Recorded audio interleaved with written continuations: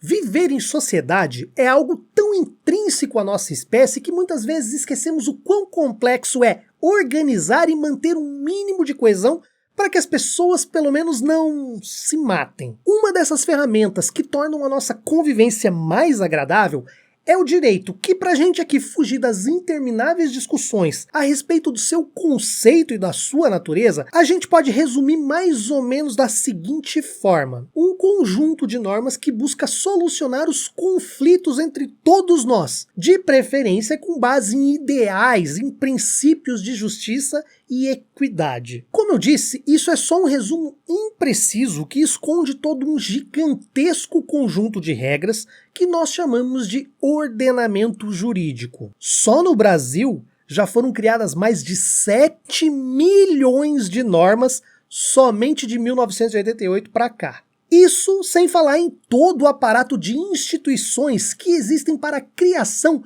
e a aplicação dessas normas. Embora essas instituições sejam ficções, sejam criações abstratas do homem através do próprio direito, a gente pode visualizar a existência física dessas instituições nos gigantescos e magníficos prédios construídos para nos impressionar e para nos assustar também. Você já tinha parado para pensar em como a arquitetura dos tribunais é imponente? De impor mesmo, sabe? De impor medo, de impor respeito.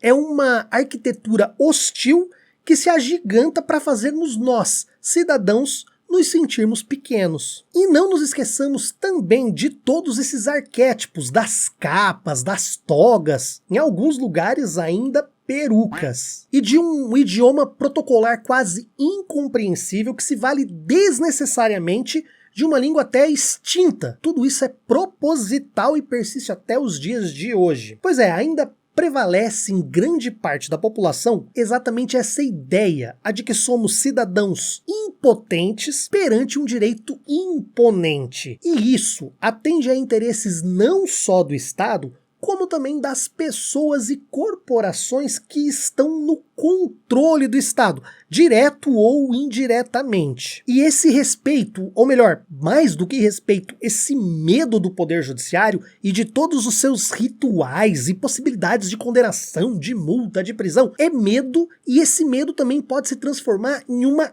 arma na mão de pessoas mal intencionadas. Usar o direito assim, como uma arma, como uma forma de assediar os outros, é o que nós chamamos de lawfare. Além de ser imoral e antiético, é também ilegal. E é sobre isso que a gente vai falar um pouco nesse vídeo.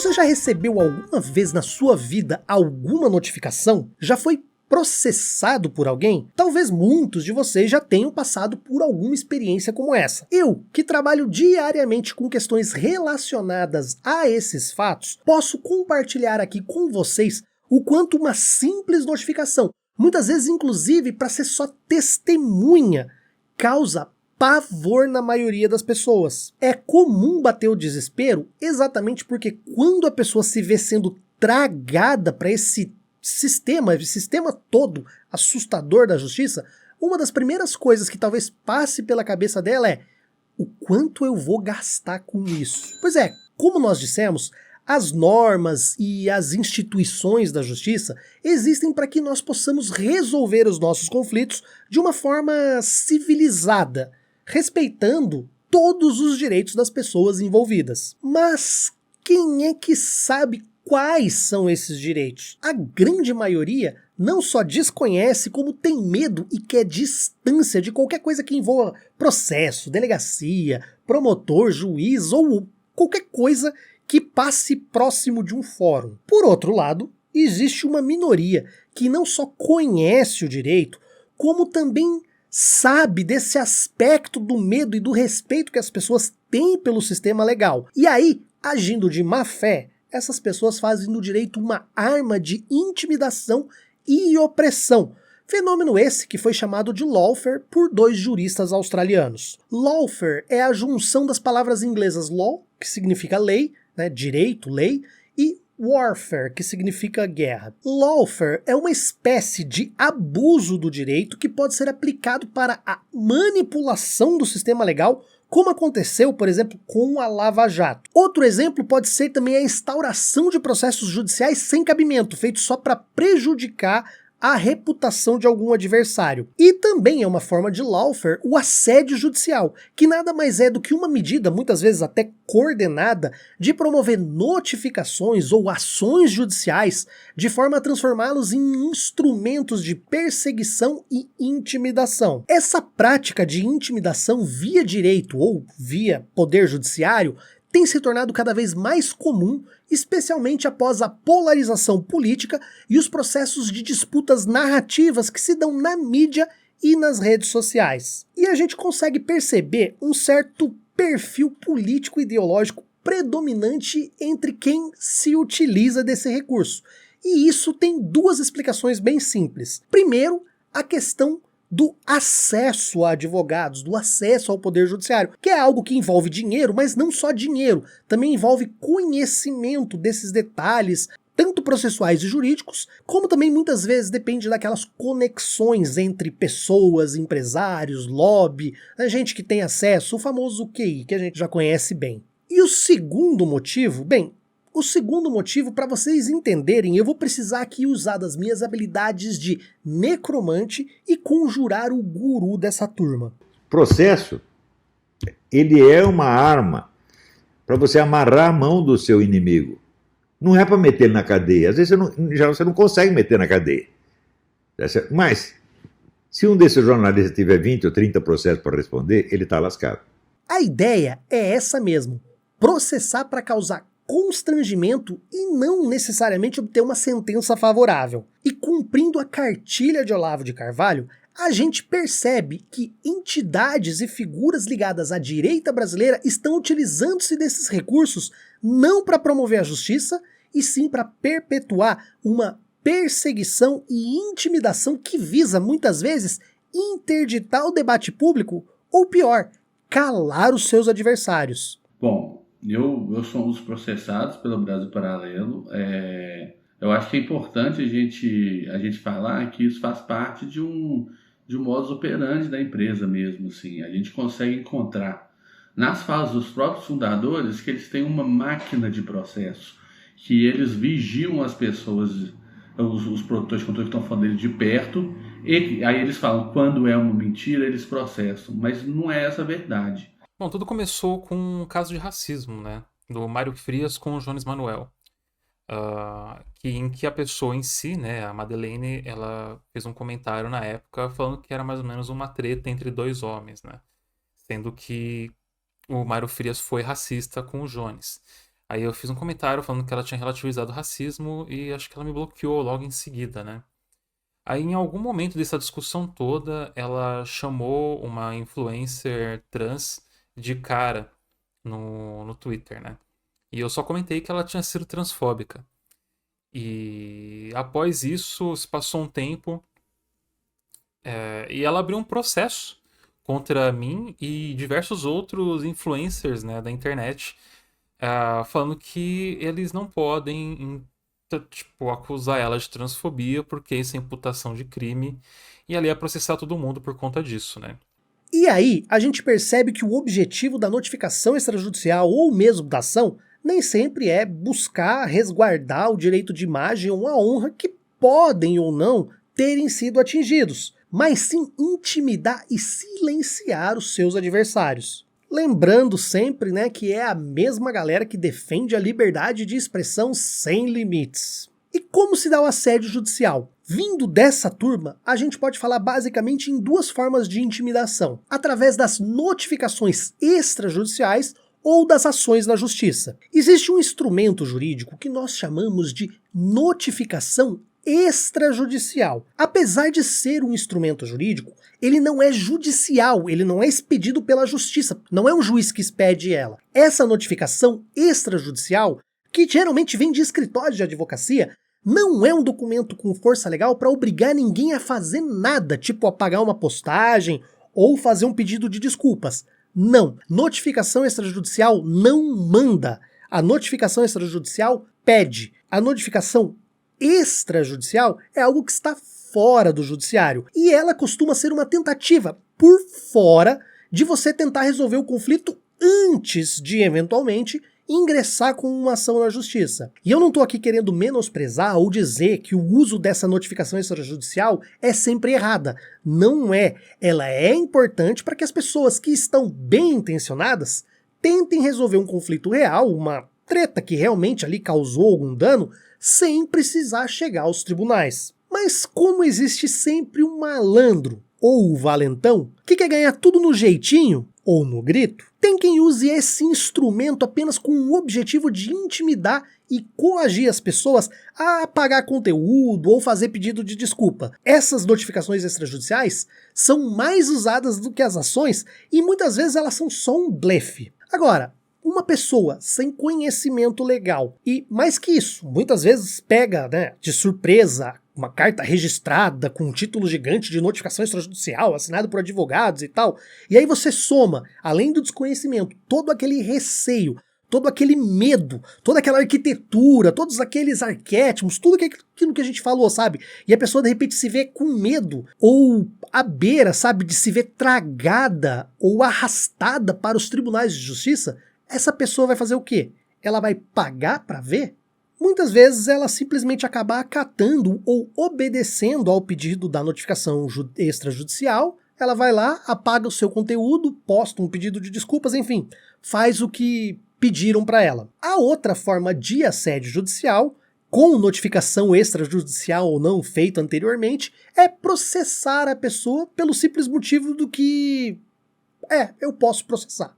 Pode, até pode.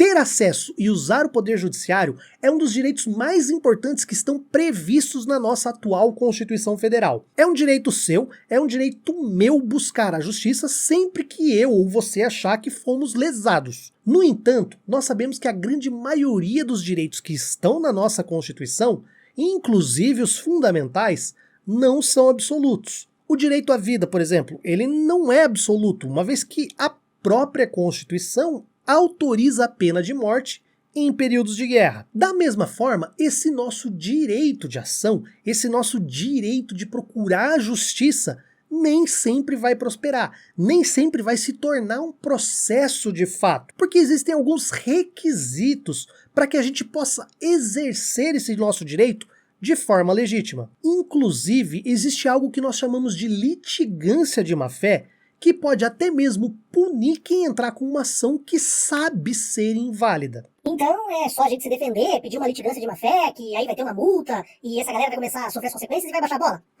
Só que nem sempre um direito ou um conflito de direitos legítimo é perceptível como o preto no branco. Às vezes é um degradê com 50 tons de cinza. O maior problema é que muitas vezes é difícil provar que aquela pessoa agiu de má fé, especialmente quando o problema, quando o conflito, quando a treta que deu causa a essa ação se tratar de um tema tão controverso e cheio de nuances como a liberdade de expressão. Sim, a liberdade de expressão também é um direito constitucional e da mesma forma que os demais direitos, como a vida ou como o direito à ação, ele não é absoluto. Você não pode fazer uso dessa liberdade para atacar a honra ou a intimidade das pessoas. Por exemplo, o direito de ir e vir está na nossa Constituição, mas esse direito de ir e vir não me autoriza a entrar na sua casa, não me permite invadir propriedades privadas das pessoas, porque do mesmo jeito que a liberdade de ir e vir é um direito constitucional, a liberdade à propriedade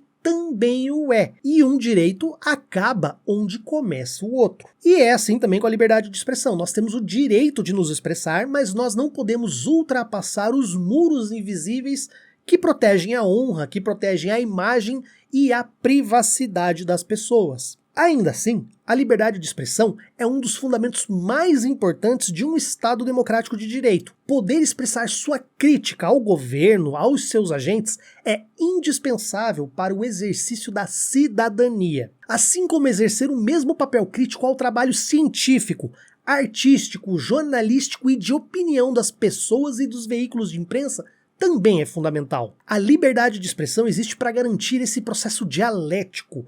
Tanto é que lá no Código Penal, por exemplo, não se considera crime contra a honra a opinião desfavorável da crítica literária, artística ou científica. O problema é que muita gente não sabe tecer críticas e cruza essa linha da legalidade de tal forma que acaba sendo até uma pauta comum na direita o pedido da descriminalização dos crimes contra a honra, já que eles não se garantem com as críticas e com os seus fundamentos dentro da civilidade. Como esses limites entre a liberdade de expressão e a honra não são muito claros para muita gente, nós podemos perceber que nem sempre é fácil detectar quando é que uma ação na justiça que visa questionar determinadas falas ou postagens vai ser uma prática ou não de assédio judicial, se ele vai ser um lawfare, um abuso ou não desse direito de ação. Aliás, o abuso do direito é inclusive tratado como ato ilícito pelo próprio ordenamento jurídico. O nosso Código Civil diz que também comete um ato ilícito o titular de um direito que, ao exercê-lo, excede manifestamente os limites impostos pelo seu fim econômico, ou social, ou pela boa-fé, ou pelos bons costumes. E traduzindo isso do juridiquês, significa que se eu tenho determinado direito, como um direito de ação, por exemplo, e eu faço esse uso desse direito não porque eu fui atacado, mas sim porque eu quero atacar alguém, eu estou cometendo um ato ilícito, eu estou cometendo um abuso do direito. Mas eu vou dar um outro exemplo para ficar mais claro para vocês. Imagina, por exemplo, dois vizinhos, camaradas de longa data que moram em suas casas coladinhas uma na outra ali. E cada um deles tem ali sua piscina e tal, e na divisa dessa casa tem um muro de 2 metros de altura. E a gente está falando ali de um bairro tranquilo, numa cidade bem tranquila. Um certo dia, depois de uma desavença, uma treta entre eles, sei lá, um é trotskista e o outro é stalinista. Aí eles acabam discutindo e ficam de mal um do outro. Só de raiva e para prejudicar o seu vizinho, um deles resolve subir o muro para 4 metros de altura só porque ele sabe que vai fazer sombra na piscina do ex-amigo. Obviamente foi o trotskista que fez isso, né? Porque a gente sabe que se fosse o stalinista ele meteria bala. E digamos que nessa cidade o código de posturas e tal autoriza esse tipo de obra, ou seja, aquilo ali seria lícito. Então o camarada que subiu o muro, em tese, ele teria aquele direito de aumentar o muro, já que a propriedade é sua e aquela obra não infringe nenhuma norma legal do município. Mas como titular desse direito, ele excedeu os limites desse direito pela boa-fé, ou seja, ele está de má-fé, pois ele exerceu esse direito não para se beneficiar, e sim para prejudicar o ex-amigo. Essa postura já é reconhecida como ilícita pelo nosso ordenamento. Se o camarada lesado buscar a justiça e levar todas essas provas de que aquilo é briga, de que aquilo é só birra, ele conseguiria inclusive impedir o vizinho de aumentar o muro, sabe? O juiz ia proibir a obra. Mas tudo, sempre, vai depender do quê? Das provas. E provar má fé é algo que muitas vezes é quase impossível, e especialmente quando nós falamos de direitos nebulosos, como a liberdade de expressão. E é exatamente aqui que entram as práticas de assédio. Quando o assediador entra na justiça, muitas vezes ele não está procurando vencer, ele não está procurando a sua condenação. Ele já venceu só por ter te constrangido ilegalmente, porque ele vai te levar para aquele ambiente inóspito e assustador que é a justiça. Eu não acho que o processo tem alguma razão jurídica relevante para acontecer, sabe? E eu acho que, assim, realmente, como eu falei no início, eles realmente montaram uma máquina de processos e a gente pode ver, tem um vídeo do Olavo, que acho que do Olavo de Carvalho, que exemplifica isso muito bem. Que ele fala que o importante do processo, quando você é você atacar seu inimigo, é você amarrar as mãos dele, é você tornar a vida dele tão difícil que ele vai desistir de falar de você. Foi muito uma tentativa de calar a boca, sabe? Uma tentativa de falar assim, vocês parem nesse exato momento. Isso que é muito doido, porque é a internet, sabe? a internet. Então ele fez isso, né? Ele deu a causa ganha na primeira instância e eu falei, não, eu vou até o final, não tenho nada a perder. E isso aqui é meio que muito maior do que eu, né? Então eu preciso, de alguma forma, levar isso aqui pra frente e torcer para que não se crie um precedente, porque isso pode ser muito perigoso. Foda-se o que vai acontecer comigo, com o meu caso e tudo mais. Mas isso aqui pode ser usado contra outras pessoas, né? E a Madeleine até comemorou muito cedo que ela tinha ganhado na primeira instância, né? Que ela tinha ganhado um presente de Natal. Isso foi no ano passado, né? E na segunda instância, todos os juízes, de forma unânime, falaram, eles reverteram o caso e nós ganhamos o processo. Como nós vemos, é importante sim não ser condenado. E se isso acontecer, é muito importante também recorrer e não deixar brechas para que o entendimento equivocado sobre esse tema se torne um precedente ou então uma decisão que possa virar um parâmetro para outros juízes. Mas não ser condenado é só a manutenção de um estado de inocência. Pensa aqui comigo, você não errou, e ainda assim você precisou pagar advogado, trabalhar, lutar, passar meses ou às vezes anos de estresse e preocupação apenas para no final chegar lá, ser absolvido e fazer o quê? Só manter o status de inocente que você já tinha. Sabe aquela história de que quem não deve não teme? Pois é, se tem algo que não pode ser levado a sério nesse país, é exatamente esse ditado, especialmente quando nós falamos do poder judiciário no Brasil. Ah, mas ele teve que gastar para entrar com a ação, né? Não, nem sempre.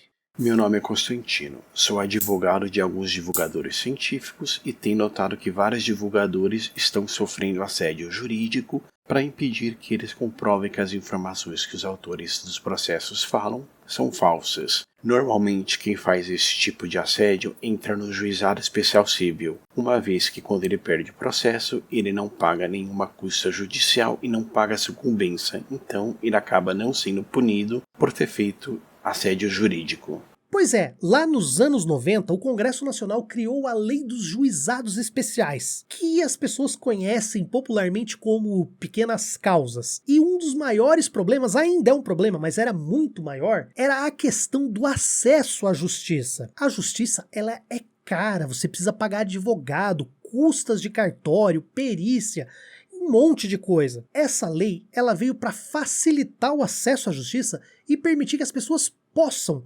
até um determinado valor, ingressar com uma ação sem necessidade de advogado e sem custa processual nenhuma. Ou seja, se eu entrar e ganhar, eu ganhei. E se eu perder, tudo bem, não perdi, não vou precisar pagar nada, é tudo de grátis. Obviamente, essa lei queria facilitar o acesso das pessoas, especialmente as pessoas hipossuficientes, as pessoas com menos poder aquisitivo, e também os consumidores, pelos pequenos probleminhas que acontecem. Mas como sempre, alguém sempre dá um jeito de deturpar e usar um mecanismo que tem um objetivo para outro. A famosa brecha na lei. Com isso, como muito bem disse o colega Constantino, as pessoas se utilizam do juizado especial para processar a torto e direito. Ou melhor, processar de forma torta nós da esquerda. Se uma determinada empresa produz conteúdo que se diz documentário histórico, por exemplo, as críticas científicas que atacam os argumentos, os documentos ou as interpretações dessa peça, elas estão imunes pelo próprio direito a serem considerados difamatórios. Então toda vez que, por exemplo, um cientista, um professor, um historiador critica um documento ou uma peça, por exemplo, do Brasil Paralelo, ele está exercendo um direito legitimado pelo nosso ordenamento jurídico, tanto de liberdade de expressão quanto da crítica artística, científica ou literária. O problema é que, no final das contas, muitas vezes nós estamos lidando com pessoas que não atuam só contra a ciência, como a gente viu fartamente documentado aí na pandemia, e também contra a história, e aí é só a gente olhar o tanto, a quantidade de revisionismo fajuto que eles fazem, e também não é só contra o direito, como a gente tem falado aqui da questão do assédio. Não são só contra as ciências exatas, humanas e sociais, mas é também contra a lógica e o bom senso. Afinal de contas, bradar o direito de liberdade de expressão irrestrito como eles não se cansam de fazer, defendendo muitas vezes até mesmo a liberdade de expressar ideais fascistas, ou de defender a existência de partido nazista, pedir toda essa liberdade, e por outro lado, constranger e censurar todos os que lhes são críticos por meio do assédio judicial, é também uma baita hipocrisia. Acho que era isso que eu tinha para compartilhar com vocês. Acho que deu para vocês compreenderem a ideia de lawfare, a ideia de assédio como um abuso do direito de ação e por que ele é ilegal e por que muitas vezes você não consegue a condenação por má-fé, por litigância de má-fé,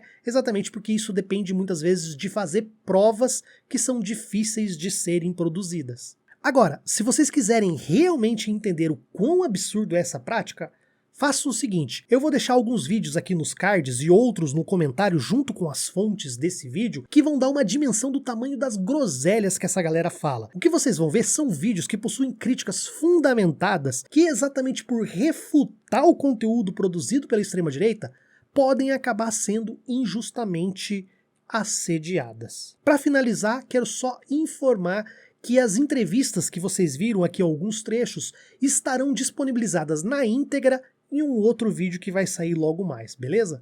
É isso aí. Obrigado e até a próxima.